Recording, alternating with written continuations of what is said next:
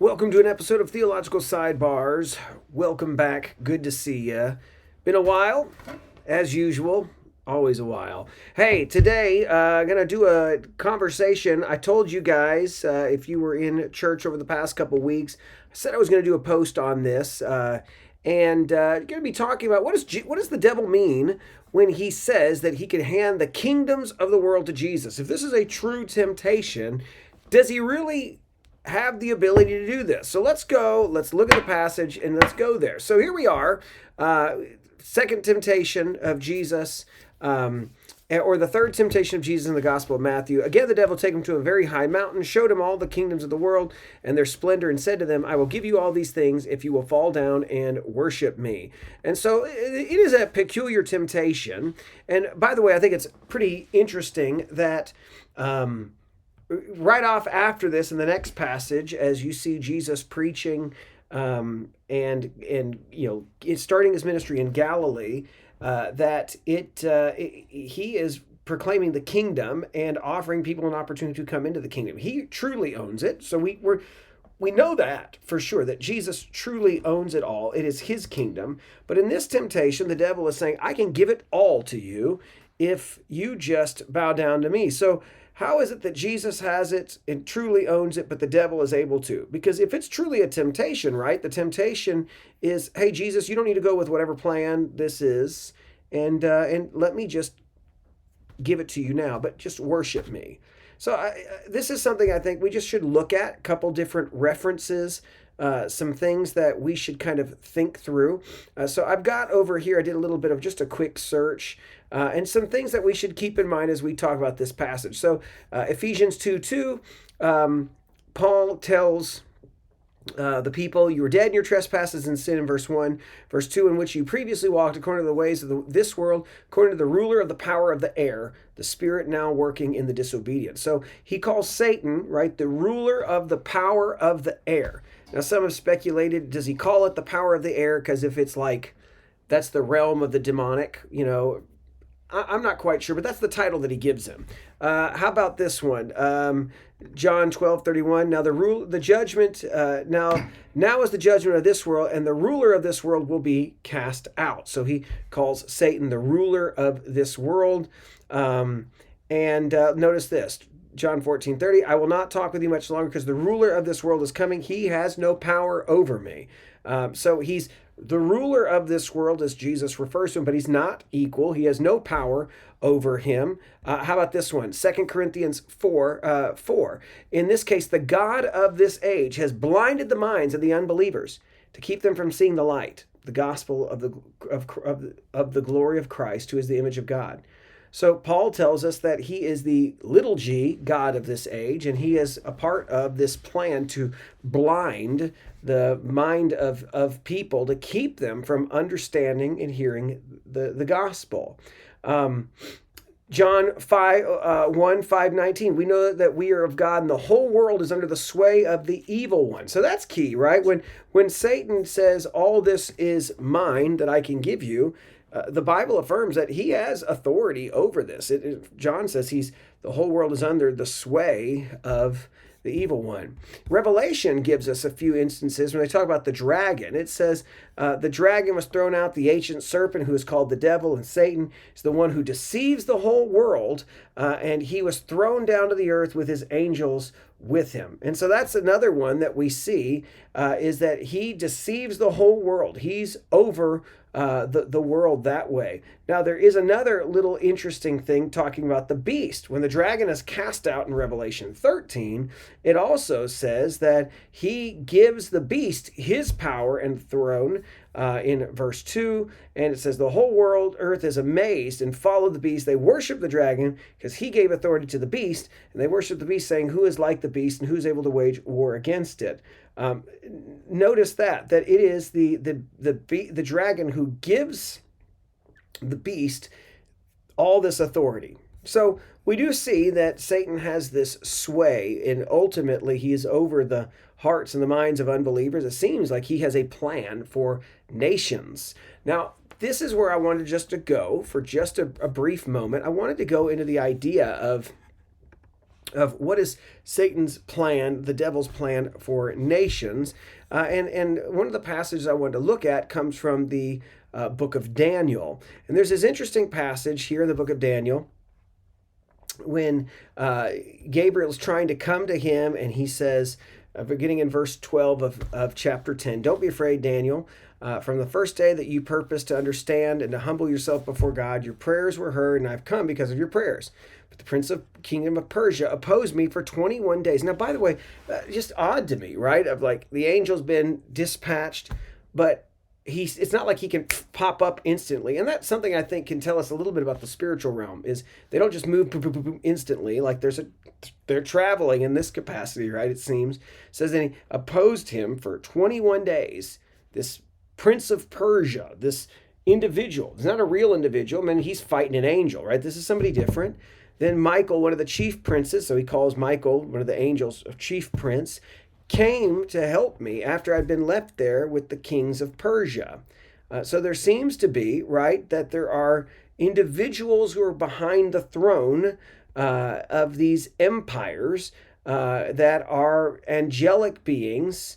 And notice what he says a little bit later in chapter 10. "Do you know why I've come to you? I must return once to fight against the prince of Persia, and when I leave, the prince of Greece will come. However, I will tell you the truth, tell you what is recorded in the book of truth." So let me stop and just kind of see what we are talking about, is that there does appear to be a demonic plan in the way that the devil has sway over the world. He seems to have geographical plans for nations. So the angel is telling us who's coming next, but it does appear that there's stirrings, there's areas,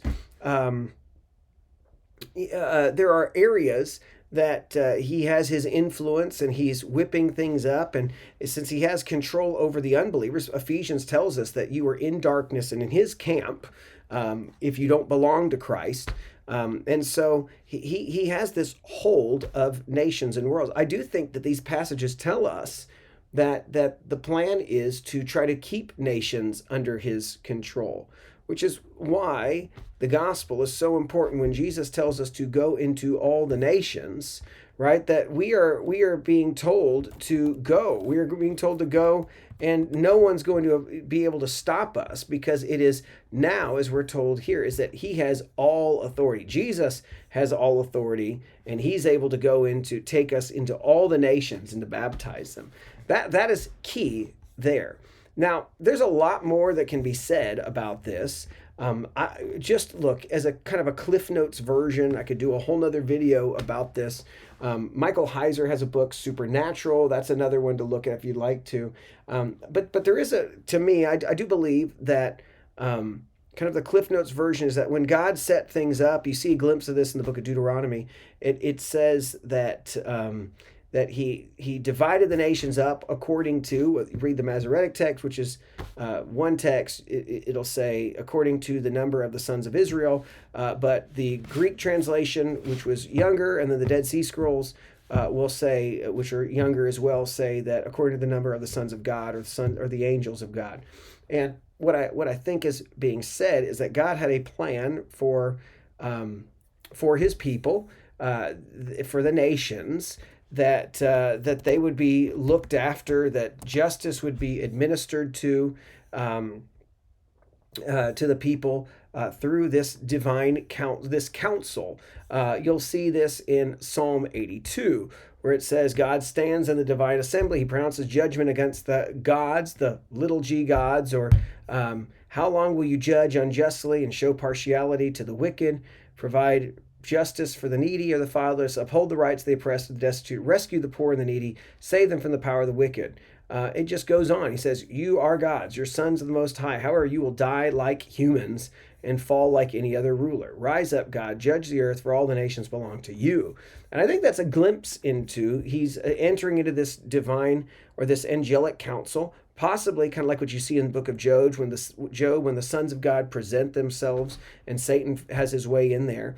I think that this is a glimpse that many of these beings left to follow Satan. I think many of them, instead of administering justice, have propped themselves up as beings to be worshipped instead. And that's why you see all these cultures, all these things around the world that have these beings that are powerful, that are kind of regional deities. And I do think that there's a darkness, a real darkness. If you talk to people who are from the mission field, they will tell you that there are, it seems to be that even in missional cultures, that there's a dark kind of regional powers that exist. And you do see this glimpse in the Old Testament. Most people thought in terms of regional. In fact, they thought many times that they could take out God's people because they thought, well, maybe God was just limited to one certain area. And that's the thing, is God of the Bible is creator of the universe. He's not limited to anything. All that to say is that these regional angels left their place, and as I said in Psalm 82, you've not done what you needed to. Now, as a result, you're going to be judged and die like any human. And I do think that that's what's behind like the Daniel 10 stuff of these princes of Greece and princes of Persia, right? That these are beings that are in these areas and they have a strong deceiving influence over the world, doing the bidding of Satan. And so he's able to say, hey, I can hand all these over, because he's ultimately calling the shots for these people, these angelic beings that run it. So all that to say, you can look at more of the, I highly recommend looking at some of Michael Heiser's stuff. That's interesting. If not, you want to have a little fun, go down the rabbit hole. You can go down and look at some of the things like from Chuck Missler on the Nephilim. That's another fun one. He'll deal with this passage too. But all that stuff is kind of connected. Anyways, kind of rambling at this point, but I just wanted to make it clear that as we read our passage in Matthew, we're reminded that the world out there, even though it looks, wherever you may be, you might live in a very hard place, a very dark place. You may live in a place that seems pretty light, right? Got churches on every corner.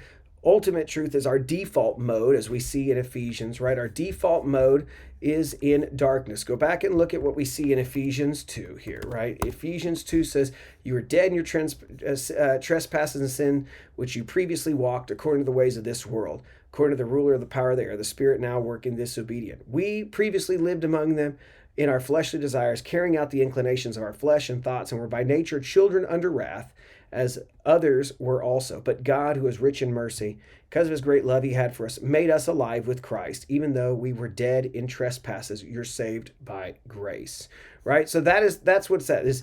The world, even though it might seem light, ultimately the default of everybody is darkness under the control of the Satan. And the gospel tells us he yanks us out and brings us into light because of his good grace.